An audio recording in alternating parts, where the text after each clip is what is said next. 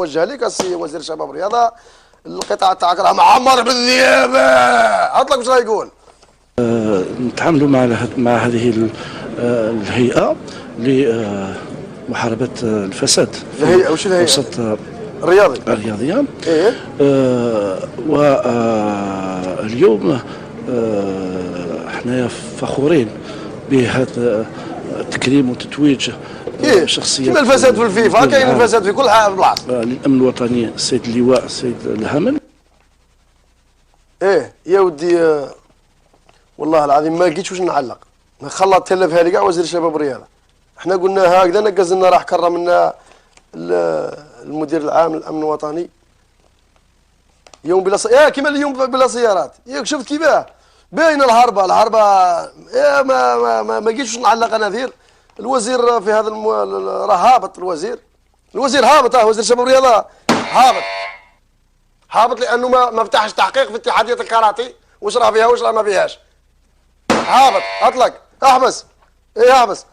راه كاين واحد الجماعه سبحان الله العظيم يا جماعه امانه في رقبتي عيطوا لي عندي واحد الشهر هما يعيطوا لي جماعه من عزابه. تحيه الناس عزابه ولاد سكيكدا. راه بعثوا لي وعيطوا لي في الفيسبوك وميساجات التليفونات تخبط الدنيا. علاه؟ قال لك عندنا رئيسه امن الدائره قال لك قمه هايله نذكروا ونشوفوها ولا جبت لي الفيديو تاعها. يا هات لك الفيديو تاعها جمال. نشوفوها هاي. بسم الله الرحمن الرحيم. في اطار تفعيل اليات التواصل الاجتماعي وفق استراتيجيه شامله تتبناها المديريه او القياده العليا للمديريه العامه تحت الرعايه الساميه للسيد اللواء المدير العام للامن الوطني، نظمنا هذا اللقاء الجواري اليوم مع حوالي أزيد من 50 رئيس جمعية محلية مختلفة، منها جمعيات الأحياء ذات الطابع اجتماعي ثقافي رياضي، كذلك مجموعة من مدراء المؤسسات التربوية ومجموعة من هذه مبادرة حسنة. لماذا؟ لأن هذا الخدمة نورمالمون تاع السلطات المحلية تاع المير والجوامير وهذوك الذئاب هذوك اللي في البلديات وفي الدائرة هذوك علات الشرطة ولاو يلموا الجمعيات ويخدموا الحركه الجمعويه ويخدموا العمل الجواري. المهم هذه مبادره زينه تستاهل التحيه والتشجيع. نفوتوا لك التحيه من عند النووي بور تيفي رئيسه امن دائره عزابه بعد الالحاح تاع المواطنين ببلديه عزابه. تحيه الناس عزابه. هات لك يا جمال.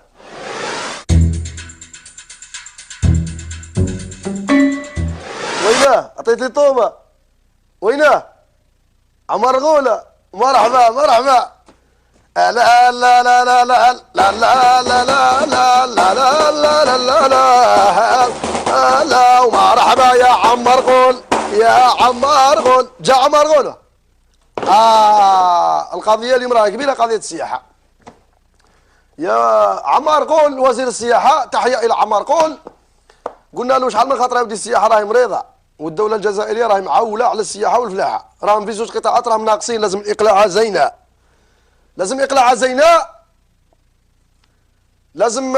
زينه. قلنا عمار غول راه شاد قطاع جد حساس وهذا القطاع احنا قلنا نعتمدوا عليه لانه كاين دول راهي عايشه بهذا القطاع مثلا تركيا اسبانيا ايطاليا مداخل زينه.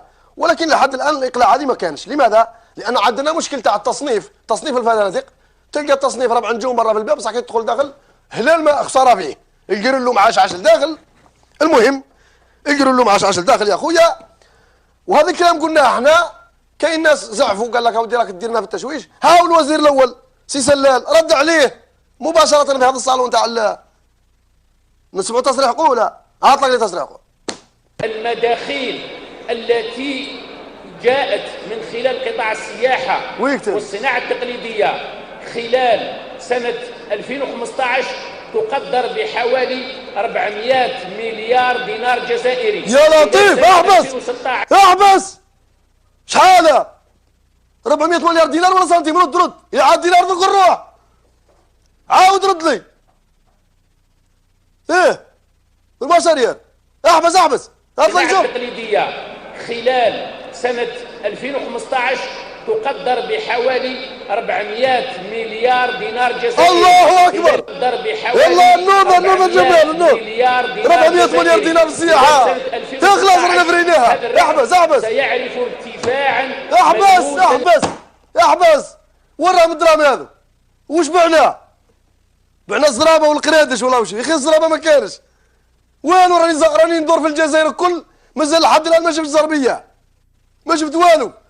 كاين غير شويه تاع درابك فخار تاع درابك راهم يتباعوا في عكوران وجيت عين بسام وقت تحيا الناس وجيت واد جر وجيت لبويره وهذا مكان وجيت باتنا طريق باتنا سطيف شويه درابك وشويه طواجن هذا مكان.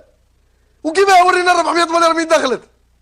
هوا يا حمار هابط حمار قول هابط 400 مليار دينار يا ابوي راك فريده رانا خلاص.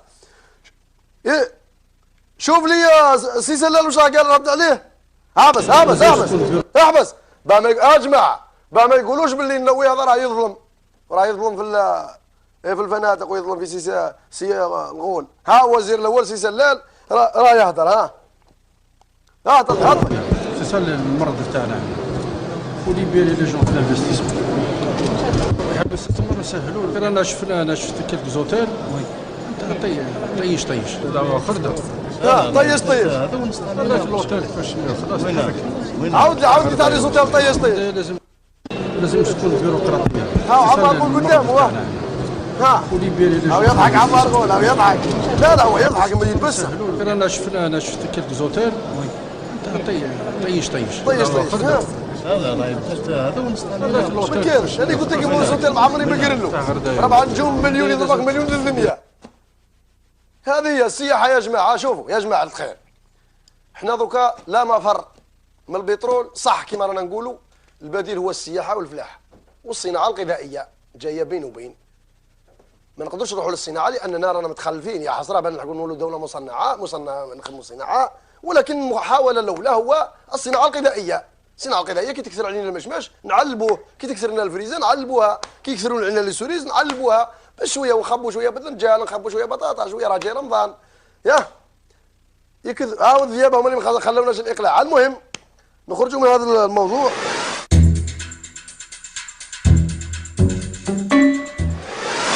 السقشيه الرابعه طالعه هو تابع لوزاره الماليه. بالك تقولوا املاك الدوله تابعه لوزاره الماليه تاع بن خالفه. احنا كي نقولوا بن خالفه معناها ماشي بن خالفه راه وزير بصح عنده اطارات زينه تعرف تخدم وتعرف تريقل. ما نقولوش احنا كاع الوزاره. تحيه للوزاره الماليه العمال.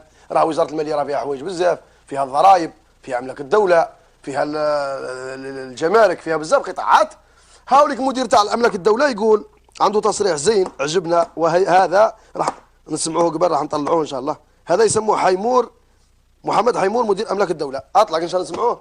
كل الأجانب الذين غادروا التراب الوطني بعد الاستقلال تعتبر كل الأملاك تاعهم شاغرة الأقدام السوداء وتؤول ملكيتها إلى الدولة. هذا الناس غادروا التراب الوطني أملاكهم من المفروض تكون شاغرة تابعة للدولة بطرق ملتوية. وعلى بالهم عطاو لهم المعلومه باللي الاملاك مازال على بابكم. يديروا دي زافوكا ويديروا دي نوتير ويديروا ما نعرف واش ويعاودوا يوليو لهنا ويديروا الاخر ويحاولوا كيفاش يديوا ليفري فونسي يحاولوا كيفاش يديروا الاخر اكسيتيرا. احبس هذو راه الناس الاقدام السوداء يا بويا. الاقدام السوداء هذو الشعابين هذو اللي جاو استعمرونا وهذو الحركه هذو الاقدام السوداء وهذو يا بوي الحركه يسموها يا بوي كيف تحوسوا تدونا ملكنا ذراعه ها استعمرتونا ودرتوا اللي درتوه وراح اللي راحوا تحوسوا ثاني دكتور وقيل تعال نعطوكم بالله رزقنا ولا ملككم يا ودي نساوها روحوا تخدموا على رواحكم روحوا شوفوا كيفاش شغل واحد اخر. والله ما دامنا حيين والله ما تاكلوها يا وليدي. ما دامنا حيين ان شاء الله ما دام الجزائر فيها رجاله والله ما تاكلوها. وتقدروا تجي يا الاقدام السوداء تقدروا تجوا تملكونا عندنا يا هنا لك خاطرك تجي. ريحوا في باريس في لندن في مارسيي ريحوا ثم. احنا راه الجزائريين الجزيره هي تاع ولاد الجزائر، بلاد الاحرار، ما مرضتونا. المهم ما نقدرش نهضر بزاف، الموضوع هذا مفروغ منه، ما تسالوا عندنا والو. الجزائر تاعنا ويسيل عليها الدم، ويه واللي يرشها بالماء رشوه بالدم، ورانا واجدين كاع 40 مليون شهيد، والله غير 40 مليون شهيد راه واجد. الخطره اللي فاتت ماتوا 1.5 مليون، 40 مليون شهيد على جال الجزائر. باقي غلطك من الحال، غير واحد هو محمد حيمور. طالع محمد حيمور، اطلق.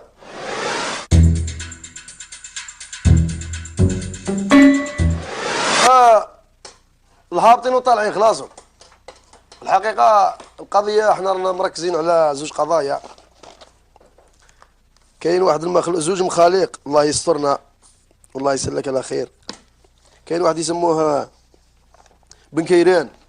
بن كيران هذا هو رئيس الوزاره ولا رئيس الحكومه، والله ما على بالي السيستم تاعهم كيفاش يمشوا المراركه. المهم وزير الاول ولا معين، يا رئيس وزراء رئيس حكومه، لا المهم ما تفرقش. المهم بن كيران، بن كيران في البرلمان تاع المغرب دار واحد التصريح، سمعوه هجمه عزمه. اطلق لي يا بن كيران. هذه 4 سنوات والحمد لله المغرب ينعم بالاستقرار. ايه وكنقول لكم واحد القضيه، كتقولوا المغرب فايته الجزائر وفايته تونس وفايته في المؤشرات، وحلوا البيبان، قولوا لهم الله يخليكم اللي بغى يجي لهنا يجي، اللي بغى يمشي لتما يمشي وتشوف. ياك فايتينا على السي بوتفليقه ما بغاش يحل الحدود، ما عمركم سمعتوه؟ احبس يوم ماشي سي بوتفليقه اللي ما بغاش يحل الحدود، احنا كاع ماناش باغيين نحلوا الحدود. الاغلبيه تاع الشعب الجزائري ماهوش باغي يحل الحدود. لماذا؟ يا ابن عمي حبسوا علينا الزطله تاعكم هذه، حبسوا علينا المخدرات، حبسوا علينا ما كان لا ندخل لك في التفاصيل الاخرى، الدبلوماسيه برا واش راكم ديروا؟ انت على بالك وانا على بالي. حبسوا لنا المخدرات وتقول لي يا والله قتلتنا بالدبل زيرو كما قال لي جمال الطبيس. لا اطلق شو يقول؟ اش كيقول؟ كيقول لك اذا حلينا الحدود غايمشيو الجزائريين للمغرب اكثر من اللي غيجيو المغاربه للجزائر. حنا كنقولوا ودي الله يهديك، راه حنا خوت حل الحدود. واش غتبدا انت تحسب اللي غادي اللي جاي؟ ما نحلوش الجزائريين. احبس.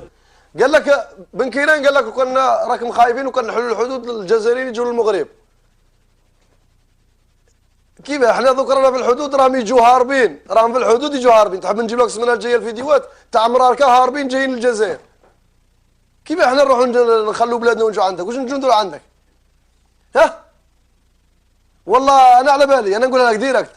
كاينه الجهه الشرقيه راهي تعاني عندكم في المغرب. حبيتوا نفتحوا الحدود باه ندخلوا نقولوا نلقطوكم الاورو ب 100 اورو بمليون و900 نشروه، ونروحوا نشروا السروال المخدوم عندكم ثم مسبوغ والتريك والترينينغ وهذوك السلعه اللي تخدم غاي ثم، ونحركوا لكم الجهه الشرقيه. هذا واش تحوسوا؟ لا خويا نتفاهموا، دير النيه الحسنه، حبس المشاكسات هذه تاع الدبلوماسيه برا، ريقل امورك، خلي القضيه تاع الصحراء الغربيه عند الامم المتحده، برك انا من التخلاط وبرك من حلال الفم، وحبس علينا المخدرات. ذيك الساعه سهل. اما انك ديروا كحله من توت ونحلوا لكم الحدود، لا خويي، هذه قايه زاهه. اطلق كمل واش يقول. وحنا الا مشينا للجزائر راه حنا في بلادنا وخوت الحمد لله. هذه المنطقه راه حنا كنقولوه، وراه ان شاء الله الرحمن الرحيم غادي يلقى شي نهار. يا درا راه حل.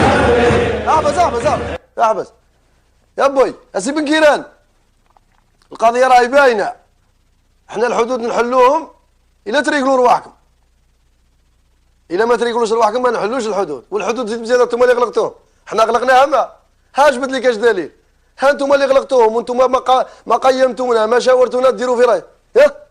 ايه ودي خليني ما نشحب من الموضوع ده. المهم بالمناسبه انتم الحدود راكم حالين من جهه واحده اخرى، الناس واحد اخرين. اطلق له الفيديو اطلق.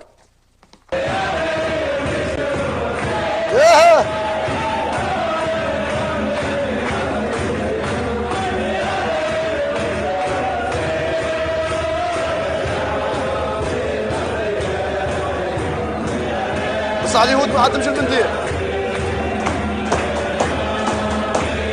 احبس باه المشاهد يفهم. هذو اليهود اللي يدخلوا المروك على مطار الدار البيضاء، راهم داخلين فرحانين اللي راحوا يحوسوا في الصويره، في شفشاون، في مكناس، في مراكش، في كاع المناطق المغربيه. يا سيدي راه بزاف عليك ابن كيلان، راهم يجوك اليهود كما يجيبوا لك دوفيس، حنا لا تحوس علينا، خلينا نريحوا ترانكيل. اطلق نبندر اليهود اطلق.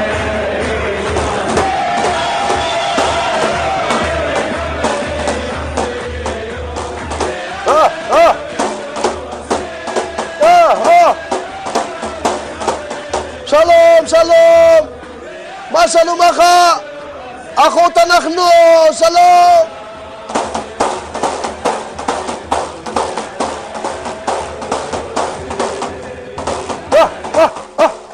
خلاص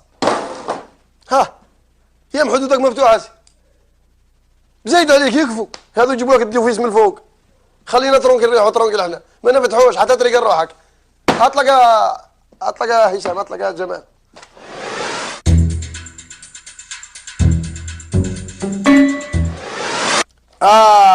الجزائر مسكينه والله العظيم، يوا مسكينه الجزائر والله مسكينه، عندها العديان من كل جهه، والعديان تاعها الخاوه الحسادين، العديان ماشي العديان القيورين والحسادين العرب اكثر من القور. هاو طرها واحد منا، هاو يطرطق لنا واحد اخر منه. اسمعوا هذا العالم، هذا العالم عالم كبير. ودي واش من عالم، انا كون جا عندي والله ما نصرحوا بالكلاب ثاني. يا غنقولها له ديريكت، كاين ناس بزاف يزعفوا. هذا شوفوا واش راه يقول، هذا طارق السويدان. طارق السويدان متربي في الامريكان، جايب دكتوراه، جايب بكالوريوس في بنسلفانيا، وجايب دكتوراه تاع الهندسه تاع البترول بجامعه تواسا في اوكلاهوما. المهم الله يسهل عليه، هو من الكويت وقيل، من الخليج. من الخليج. ومن بعد يا سيدي، من بعد من البترول الهندسه البنسلفانيا الاوكلاهوما دورها الدين والتنميه البشريه الابداع اللي يبيعوا الهضره هذوك. عنده حتى واحد الافكار يقول لك ندير لك سقم لك العضلات تاع المخ، تروح تحضر هذو تاع اللي يبيعوا الكلام التنميه البشريه، تروح تقعد عنده يهضر لك واحد نص ساعه، يضربك بزوج ملايين 5 10، يوري لك كيفاه تربح في سمانه، تحفظ القران في يومين. يا ودي يهضر اكثر من شخبات بصح انا ما يهمنيش. المهم هذو الناس اللي يسوقوا للدين الخاطئ، هذا اللي راه يحرض على العنف والثورات. يا بوي والفتنه هي هاو سقم بلادك يا بوي، هاو سقم الكويت اللي فيها يا ودي والله غيتلفها لي هذا طارق السويدان. اطلق قبل واش راه يقول يا جماعه اسمعوا مليح، ما تقولوش انه وين راه يظلم. اسمع كاين ناس يقول لك العلماء السم، كيفاش يقول لك السم اللي يهضر بالعلماء ياكل في السم ولا ما عرف كيفاه. هي حتى يكون هو عالم، هذا راه فتان، هذا راه مدمر. اطلق واش راه يقول، انتهكت حقوق الإنسان، إذا ديست كرامة الإنسان، إذا لم يكن هناك حرية وديمقراطية. هذه الأربع عناصر قيسها وشوف بعد ذلك الناس مستعدة للثورة ولا لا. لذلك في بعض بلادنا إلى اليوم جاهزة للثورة. أنا أعتقد الجزائر جاهزة للثورة، لأن ثورات دول جاهزة للثورة. صافي احنا جاهزين للثورة. اطلق كمال هذا ما ترد عليك. اطلق ان حجم الفساد المالي الجزائر، احنا بالاحصاءات انا ساطرحها في رياح التغيير. الجزائر بلد احبه جدا، انا شعب مجاهد، يحبك حبه مكلوبه ان شاء الله. هذا ما يحبك حبه ان شاء الله. يعني الجزائر الله يجيب لك حبه في اللسان. احبس جمهوريات تحب تزايره الله يجيب لك حبه. تحب تزاير المجاهده منها تقول الثوره والتغيير والفساد. هو الفساد اللي راح عندك، الفساد اللي راح في الكويت وفي الخليج. انتم هما البؤره تاع الفساد. هذا هو الدين اللي تنشروا فيها. تحرض على الفتنه يا فتان. الله لا تربحك، الله يجيبها لك ان شاء الله. عاود لي الكلام تاعو، عاود ما يقولكش هو يطلب في العلماء. كاين ناس يقول لك العلماء هذا عالم، هذا وش راه يقول؟ اطلق بيع الكلام. حقوق الانسان، اذا ديست كرامه الانسان، اذا لم يكن هناك حريه وديمقراطيه. هذه الاربع عناصر قيسها وشوف بعد ذلك الناس مستعده للثوره ولا لا. لذلك في بعض بلادنا الى اليوم جاهزه للثوره. بلادنا انا اعتقد الجزائر جاهزه للثوره. احبس حجم احبس قال لك بلادنا جاهزه للثوره. الجزائر علاه الجزائر بلاد اقوى. يا الجزائر خاطئتك يا محمد. الجزائر تاع احرار، ماهيش تاعك عايل كيما انت. مخلي الكويت تاعك نعم واش نهبط؟ مخلي الكويت تاعك عايش لي بالماريكان عمركت. ولات كي الدعاة هذوك تاع النصارى هذوك اللي واقفين ويدعوا يبيعوا بالكلام. خليني خليني نهبط تسالني ولا؟ يا اخي البرنامج تاعي برنامج تاع النووي. بلادنا ماهيش بلادك. وين بلادك؟ روح سقم الكويت اللي فيها المثليين وفيها الفساد. وشوف الماريكان لا حدكم ذمها. الكويت اللي تعمركت والخليج اللي تعمركت. القوات العسكريه نهدرها. احنا الثوره درناها ب 54 خلاص. والفساد تاعنا زيتنا في دقيقنا. انت واش دخلك؟ يا انت بسوقك تقيير بيع الكلام. خليتوها الله يخليك من المخاخ ان شاء الله.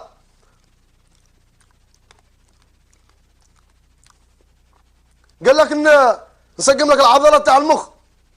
سقم عضلة مخك. الابداع التنمية البشرية. روح نمي بلادك. روح سقم الخليج.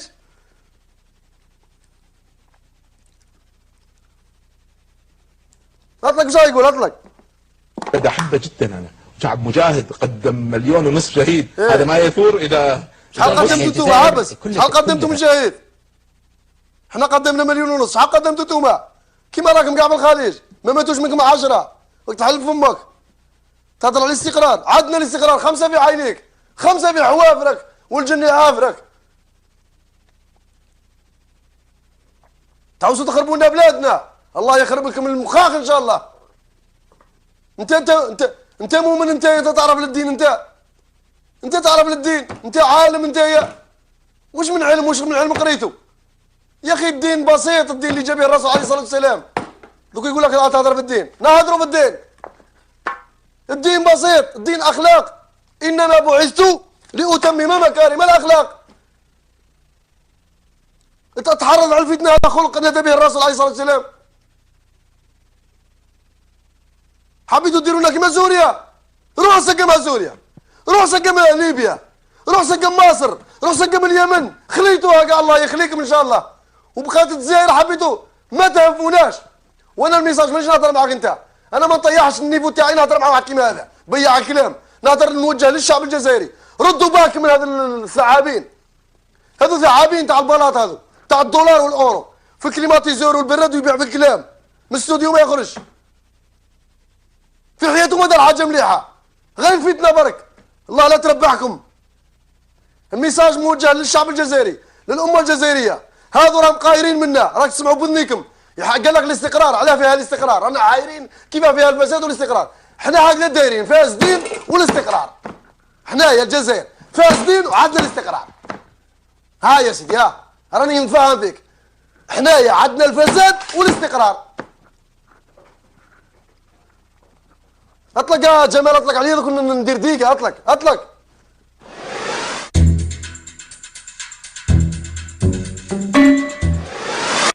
قبل ما نختموا كاين واحد الموضوع راح نحكي لكم عليه تاع الحمل الخنزير.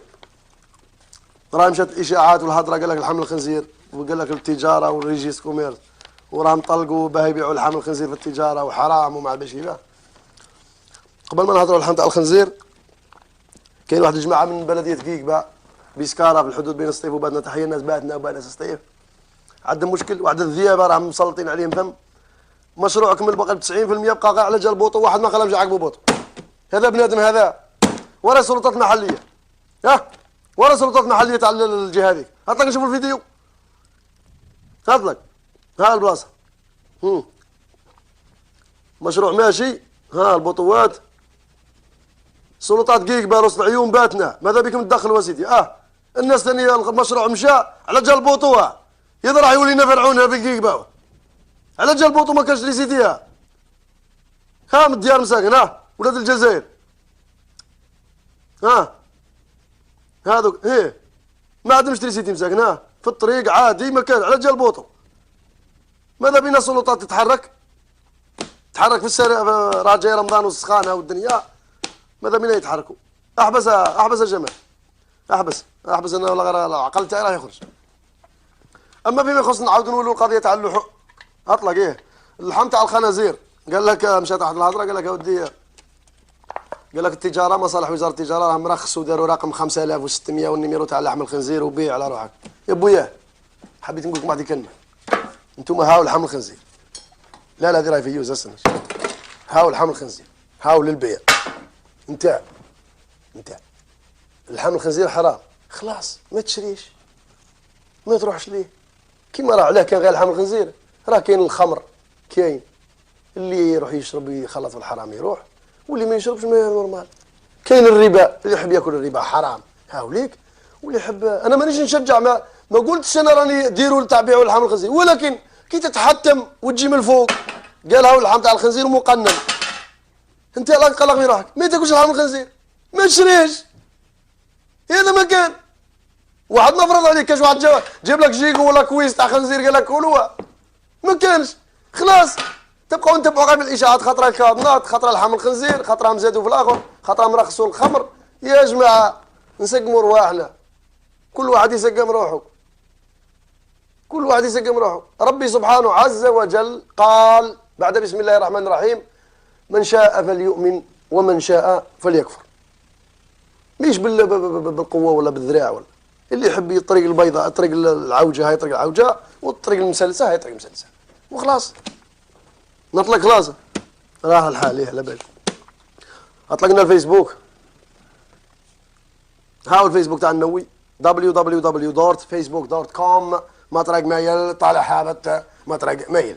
نختموا ان شاء الله باش ما نكثروش، على بالي باليوم رانا كثرنا بزاف. الله رجيه. تحيه الى جميع، الى الشعب الجزائري كامل القطر، تحيه للناس اللي في القربع، اللي يشوفوا فينا في روسيا، في اسبانيا، في ايطاليا، في المانيا، في كندا، راه يجونا الرسالات من كل بلاص. يحييكم النووي، ناس القربة، هات الله ورانا نستنى فيكم في رمضان، تجوا تضربوا الشربه معانا ونجوا نصوموا مع بعضنا، كاش ما تجيبوا لنا دوفيس، راه الاورو كلنا راه 1,900,000 كاش ما تجيبوا لنا.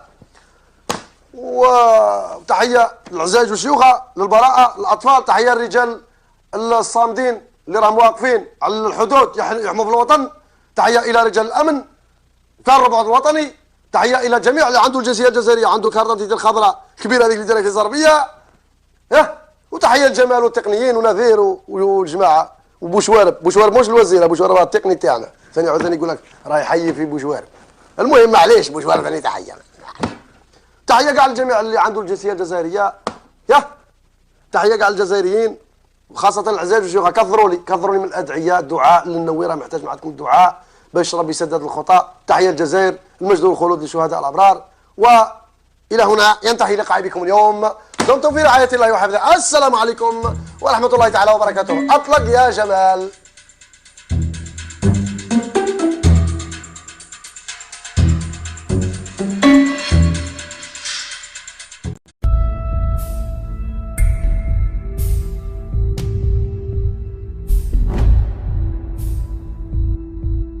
موجه لك السي وزير الشباب والرياضه، القطاع تاعك راه معمر بالذئابه، اطلق واش راه يقول؟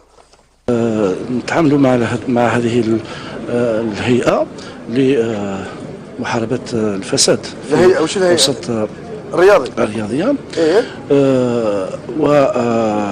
واليوم احنا فخورين بهذا التكريم وتتويج شخصيات كما الفساد في الفيفا، كاين الفساد في كل بلاصه. للامن الوطني السيد اللواء السيد الهمل. ايه يا ودي، والله العظيم ما لقيتش واش نعلق، خلط تلفها لي كاع وزير الشباب والرياضه. احنا قلنا هكذا، نقز لنا راح كرمنا المدير العام للامن الوطني يوم بلا كيما اليوم بلا سيارات. ياك شفت كيفاه باينه الهربه ما لقيتش واش نعلق انا ذير. الوزير في هذا راه هابط، الوزير هابط، وزير الشباب والرياضه هابط لانه ما فتحش تحقيق في اتحاديه الكاراتي، واش راه فيها واش راه ما فيهاش. هابط، اطلق، احبس، احبس. راه كاين واحد الجماعه سبحان الله العظيم يا جماعه، امانه في رقبتي، عيطوا لي عندي واحد الشهر، هما يعيطوا لي جماعه من عزابه، تحيه الناس عزابه ولاد سكيكدا، راهم بعثوا لي وعيطوا لي في الفيسبوك وميساجات، التليفونات تخبط الدنيا. علاه؟ قال لك عندنا رئيسة امن الدائرة، قال لك قمة هايلة نذكروا ونشوفوها، ولا جبت لي الفيديو تاعها. هات لي فيديو تاع جمال. ها نشوفوا هاي. بسم الله الرحمن الرحيم. في إطار تفعيل آليات التواصل الاجتماعي وفق استراتيجية شاملة تتبناها المديرية أو القيادة العليا للمديرية العامة تحت الرعاية السامية للسيد اللواء المدير العام للأمن الوطني، نظمنا هذا اللقاء الجواري اليوم مع حوالي أزيد من 50 رئيس جمعية محلية مختلفة، منها جمعيات الأحياء ذات الطابع اجتماعي ثقافي رياضي، كذلك مجموعة من مدراء المؤسسات التربوية ومجموعة من هذه مبادرة حسنة. لماذا؟ لأن هذا الخدمة نورمالمون تاع السلطات المحلية تاع المير والجوامير وهذوك الذئاب هذوك اللي في البلديات وفي الدائرة هذوك عوالات الشرطة ولاو يلموا الجمعيات ويخدموا الحركة الجمعوية ويخدموا العمل الجواري. المهم هذه مبادرة زينة تستاهل التحية والتشجيع. نفوتوا لك التحية من عند النووي بورتيفي رئيسة أمن دائرة عزابة بعد الإلحاح تاع المواطنين ببلدية عزابة. تحية الناس عزابة. هات لك يا جمال.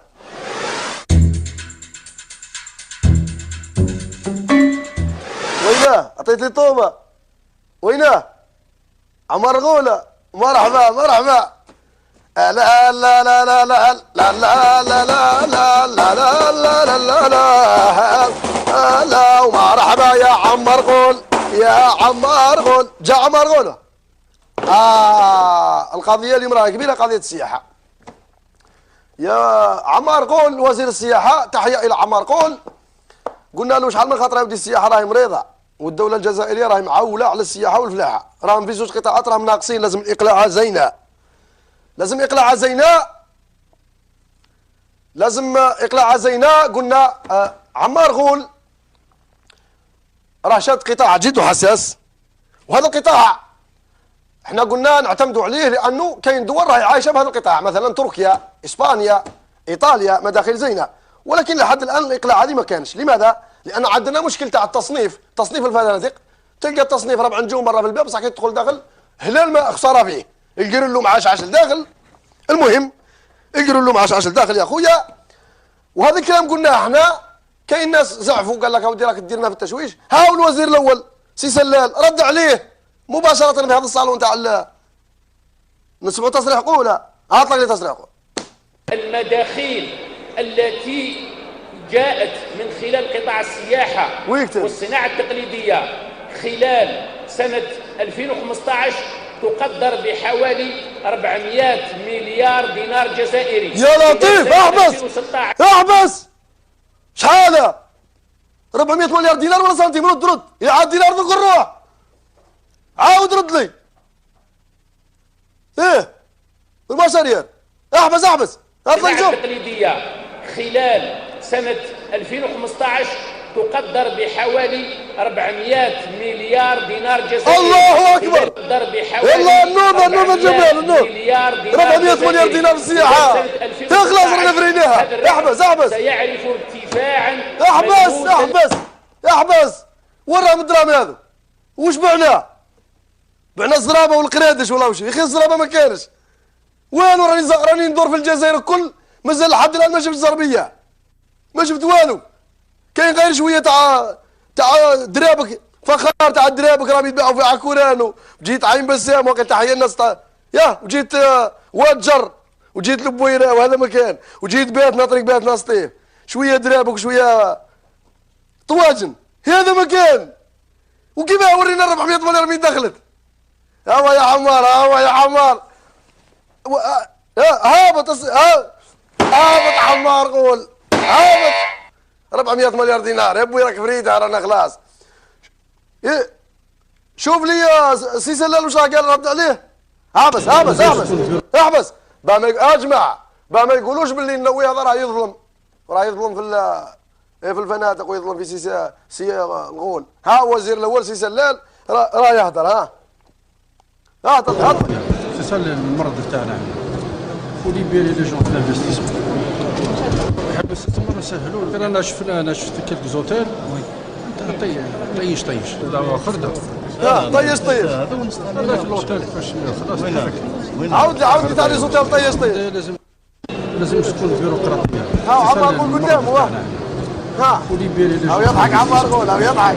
لا هو يضحك ما يلبسها. غير انا شفت كيلك زوتيل طيش هذا ونص ما كاينش. انا قلت لك زوتيل مع عمري ما قال له 4 نجوم مليون يضربك مليون للدنيا. هذه هي السياحه يا جماعه. شوفوا يا جماعه الخير، احنا دوكا لا مفر من البترول صح كما رانا نقولوا. البديل هو السياحه والفلاحه والصناعه الغذائيه جايه بين وبين.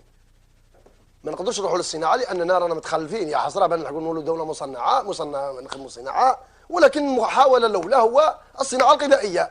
الصناعه الغذائيه كي تكثر علينا المشماش نعلبوه، كي تكثر لنا الفريزه نعلبوها، كي يكثروا علينا لي نعلبوها بشويه ونخبوا شويه باذنجان، نخبوا شويه بطاطا، شويه راه جاي رمضان.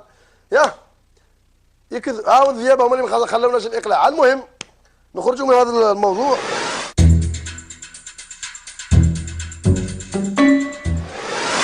الشخصيه الرابعه طالعه هو تابع لوزاره الماليه. بالك تقولوا ايه املاك الدوله تابعه لوزاره الماليه تاع بن خالفه.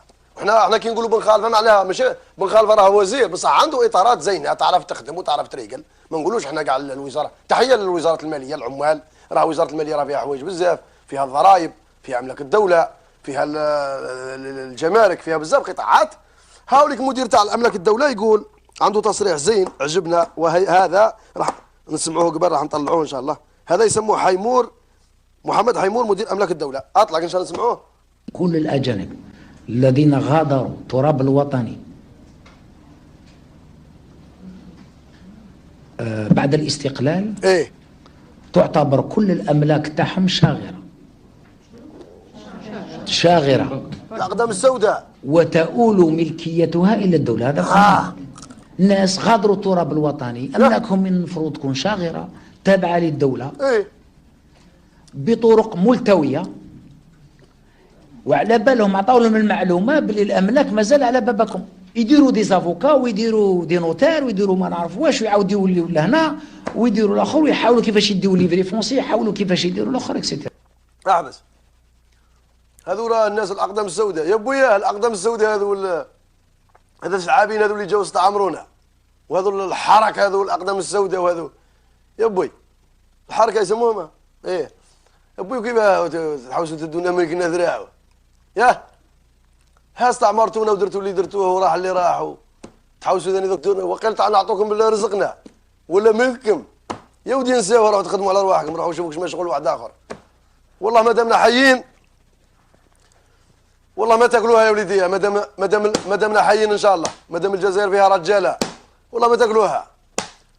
وتقدروا تجي يا الاقدام السوداء تقدروا تجوا تملكونا عندنا. يا هنا لك خاطرك تجي. ريحوا في باريس، في لندن، في مارسيل، ريحوا ثم. احنا راهي الجزائر للجزائريين. الجزائر راهي تاع ولاد الجزائر بلاد الاحرار. ما رفضونا. المهم ما نكثرش نهضر بزاف، الموضوع هذا مفروغ مريحوا ترانكيل. اطلق نبندر ليه اطلق.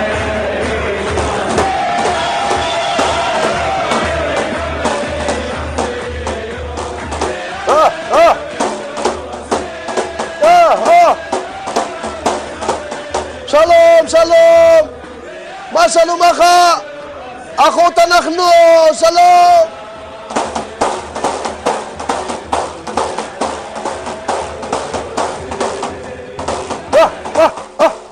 خلاص ها يم حدودك مفتوحه زايد عليك يكفوا. هذو يجيبوا لك الديوفيس من الفوق. خلينا ترونكل نريحوا ترونكل احنا ما نفتحوش حتى تريق روحك. اطلق هشام اطلق جمال.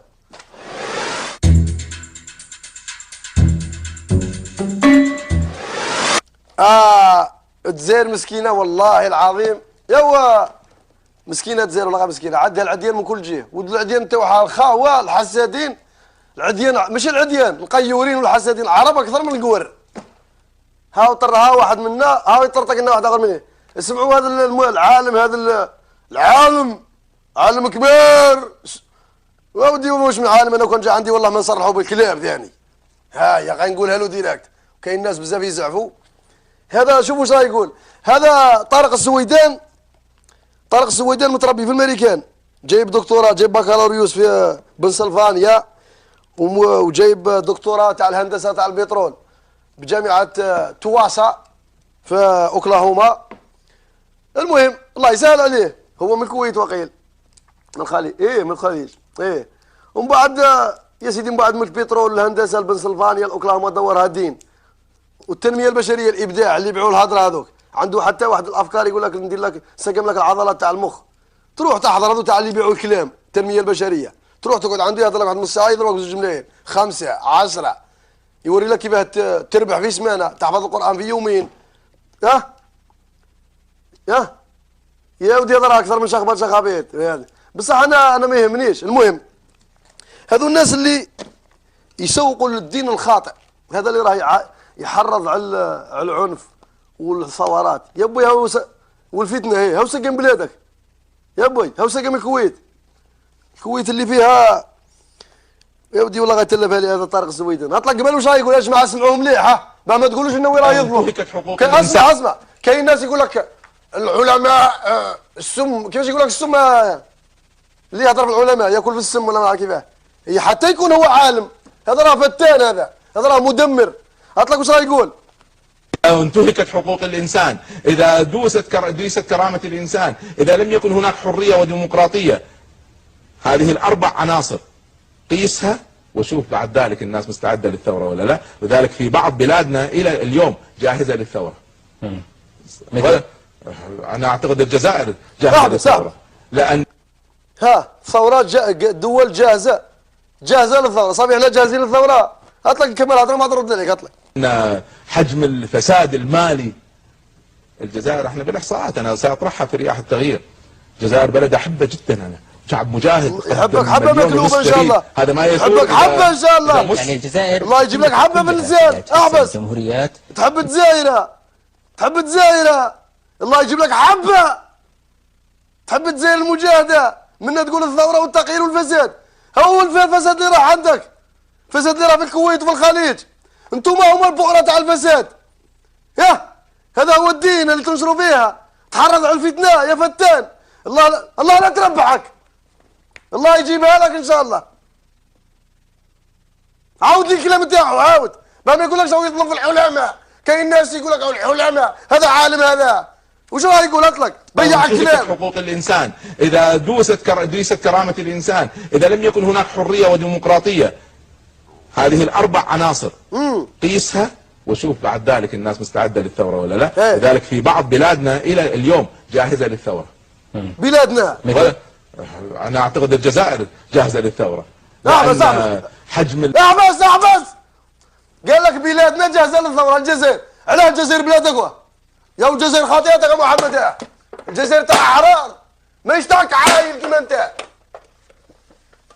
مخلي الكويت تاعك واش نهبط، مخلي الكويت تاعك عايش لي بالماريكان تاع مركت.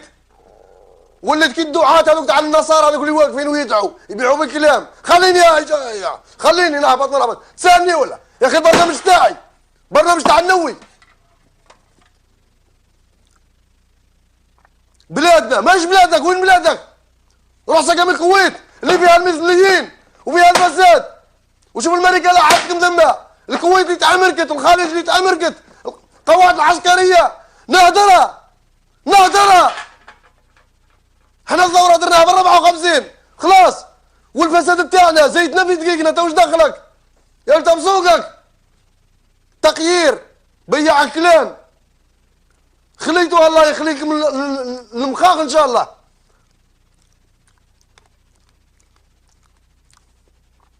قال لك ان نسقم لك العضلات تاع المخ. سقم عضلات مخك. الابداع، التنميه البشريه، روح نمي بلادك، روح سقم الخليج.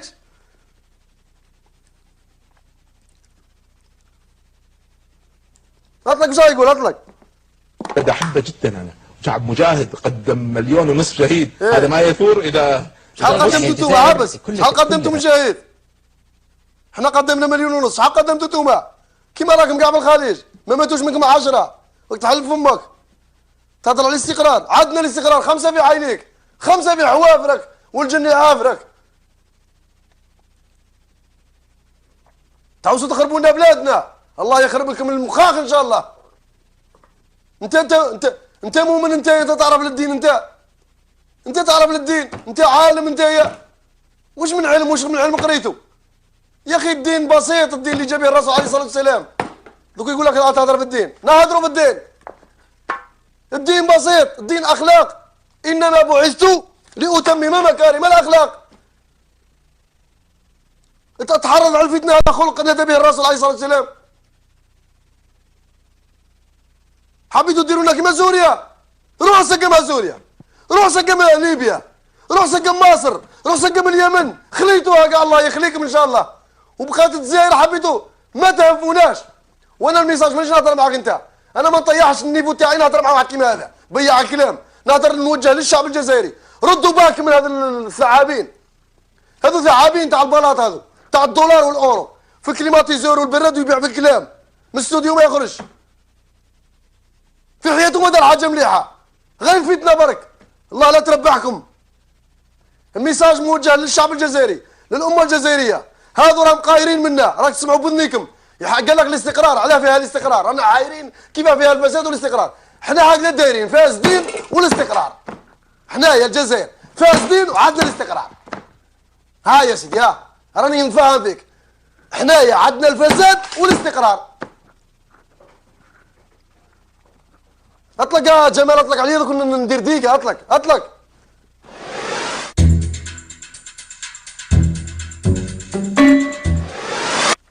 قبل ما نختموا كاين واحد الموضوع راح نحكي لكم عليه تاع الحمل الخنزير. راه مشات اشاعات والهضره، قال لك الحمل الخنزير، وقال لك التجاره والريجيس كوميرس، وراهم طلقوا باه يبيعوا الحمل الخنزير في التجاره وحرام وما عرفش كيفاه. قبل ما نهضروا على اللحم تاع الخنزير، كاين واحد الجماعه من بلديه كيكبا بيسكاره في الحدود بين سطيف وباتنا، تحيه الناس باتنا وباتنا سطيف، عندهم مشكل. واحد الذئابه راهم مسلطين عليهم ثم. مشروع كمل باقي 90% بقى غير على جال بوطو، واحد ما خلاه عقبو بوطو. هذا بنادم هذا، ورا سلطات محليه، ورا سلطات محليه تاع الجهه هذيك. اطلق نشوفوا الفيديو، اطلق. ها البلاصه، مشروع ماشي، ها البطوات، سلطات كيكبا روس العيون باتنا، ماذا بكم تدخلوا يا سيدي؟ الناس ثاني المشروع مشى على جال بوطوها، اذا راح يولينا فرعونها في كيكبا. على جال بوطو ما كانش لي سيديها. من الديار مساكن، ولاد الجزائر. هذوك ما عاد نشتري سيدي مساكن، في الطريق عادي ما كان على جال بوطو. ماذا بينا السلطات تتحرك في السنة، راه جاي رمضان والسخانه والدنيا، ماذا بينا يتحركوا؟ احبس يا جمال، احبس انا ولا غير العقل تاعي راه يخرج. اما فيما يخص نعاود نولوا القضيه تاع اللحوم. اطلق اللحم تاع الخنازير. قال لك مشات واحد الهضره، قال لك اودي، قال لك التجاره، مصالح وزاره التجاره راهم رخصوا وداروا رقم 5600 والنيميرو تاع لحم الخنزير وبيع على روحك. يا بويا حبيت نقول لكم واحد الكلمه، انتم هاو لحم الخنزير، لا هذه راهي فيوز اسنى، هاو لحم الخنزير، هاو للبيع. انت اللحم الخنزير حرام، خلاص ما تشريش، ما تروح منه، ما تسالوا عندنا والو. الجزائر تاعنا ويسيل عليها الدم، واللي يرشها بالماء رشوه بالدم، ورانا واجدين كاع 40 مليون شهيد، والله غير 40 مليون شهيد راه واجد. الخطره اللي فاتت ماتوا 1.5 مليون، 40 مليون شهيد على جال الجزائر. باغي غلطك من الحال، غير واحد هو محمد حيمور. طالع محمد حيمور، اطلق.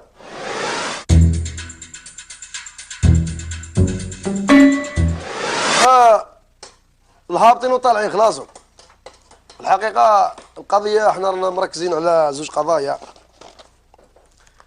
كاين واحد زوج مخاليق، الله يسترنا والله يسلك على خير. كاين واحد يسموه بن كيران، هذا هو رئيس الوزاره ولا رئيس الحكومه، والله ما على بالي السيستم تاعهم كيفاش يمشوا المراركه. المهم وزير الاول ولا معين، يا رئيس وزراء رئيس حكومه، لا المهم ما تفرقش. المهم بن كيران في البرلمان تاع المغرب دار واحد التصريح، سمعوه هجمه عزمه. اطلق لي يا بن كيران. هذه 4 سنوات والحمد لله المغرب ينعم بالاستقرار. وكنقول لكم واحد القضيه، كتقولوا المغرب فايته الجزائر وفايته تونس وفايته في المؤشرات، وحلوا البيبان، قولوا لهم الله يخليكم، اللي بغى يجي لهنا يجي، اللي بغى يمشي لتما يمشي، وتشوف. ياك فايتينا. علاش السي بوتفليقه ما بغاش يحل الحدود؟ ما عمركم سمعتوه؟ احبس يوم ماشي يسيب بوتفليقه اللي ما بغاش يحل الحدود، حنا كاع ماناش باغيين نحلوا الحدود. الاغلبيه تاع الشعب الجزائري ماهوش باغي يحل الحدود، لماذا؟ يا ابن عمي حبسوا علينا الزطله تاعكم هذه. حبسوا علينا المخدرات. حبسوا علينا ما كان لا ندخل لك في التفاصيل الاخرى، الدبلوماسيه برا واش راكم ديروا؟ انت على بالك وانا على بالي. حبسوا لنا المخدرات. وتقول لي يا والله قتلتنا بالدبل زيرو كما قال لي جمال الطبيس الله هات لك شو يقول. اش كيقول؟ كيقول لك اذا حلينا الحدود غيمشيو الجزائريين للمغرب اكثر من اللي غيجيو المغاربه للجزائر. حنا كنقولوا ودي الله يهديك راه حنا خوت حل الحدود. واش غتبدا انت تحسب اللي غادي اللي جاي؟ ما نحلوش الجزائريين احبس. قال لك بن كيران قال لك كنا راكم خايبين وكنحلوا الحدود للجزائريين يجوا للمغرب. كيف احنا دوك رانا في الحدود راهم يجوا هاربين، راهم في الحدود يجوا هاربين. تحب نجيب لك السمانه الجايه الفيديوهات تاع مراركه هاربين جايين للجزائر. كيف احنا نروحوا نخلوا بلادنا ونجوا عندك؟ واش نجوا نديروا عندك؟ والله انا على بالي، انا نقول لك ديريكت كاينه الجهه الشرقيه راهي تعاني عندكم في المغرب. حبيتوا نفتحوا الحدود باه ندخلوا نقولوا نلقطوا لكم الاورو ب 100 اورو بمليون و900 نشروه ونروحوا نشروا السروال المخدوم عندكم ثم مسبوغ والتريك والترينينغ وهذوك السلعه اللي تخدم غاي ثم ونحركوا لكم الجهه الشرقيه. هذا واش تحوسوا؟ لا خويا نتفاهموا، دير النيه الحسنه، حبس المشاكسات هذه تاع الدبلوماسيه برا، ريقل امورك، خلي القضيه تاع الصحراء الغربيه عند الامم المتحده، برك انا من التخلاط وبركه من حلال الفم، وحبس علينا المخدرات، ذيك الساعه سهل. اما انك ديروا كحله من توت ونحلوا لكم الحدود، لا خويي هذه قايه زاهه.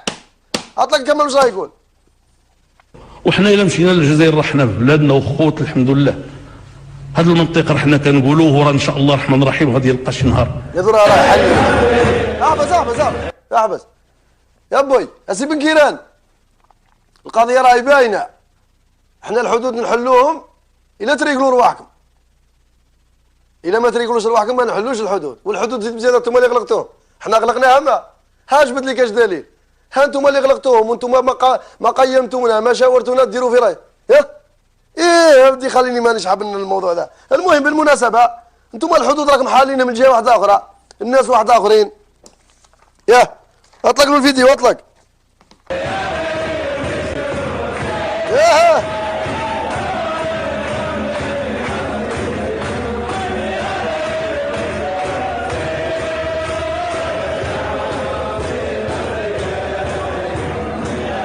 بص على اليهود ما عاد تمشي البندير. احبس باه المشاهد يفهم. هذو اليهود اللي يدخلوا المروك على مطار الدار البيضاء راهم داخلين فرحانين، اللي راحوا يحوسوا في الصويره في شفشاون في مكناس في مراكش في كاع المناطق المغربيه. يا سيدي ها راه بزاف عليك بن كيران، ها راهم يجوك اليهود كما يجيبوا لك دوفيس. حنا لا تحوس علينا، خلينا